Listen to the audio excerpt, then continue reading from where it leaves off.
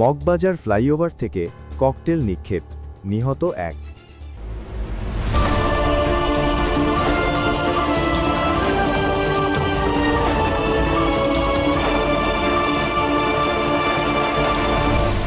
Channel CB.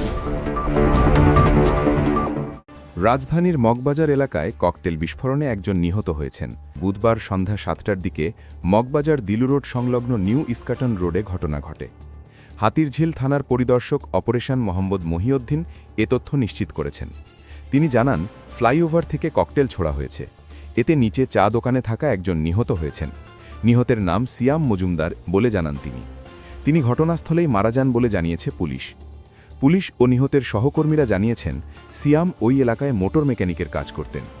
নিহতের বাবা আলী আকবর মজুমদার বলেন, আমি শুনছি দোকানে চায়ের কাপ ফেরত দেওয়ার সময় আমার ছেলের মাথায় ককটেল বিস্ফোরণ হয়।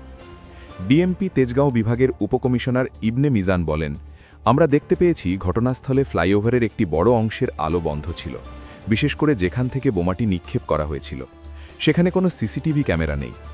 পুলিশ জানিয়েছে, সিয়ামের মৃতদেহ ময়নাতদন্তের জন্য ঢাকা মেডিকেল কলেজ মর্গে পাঠানো হয়েছে।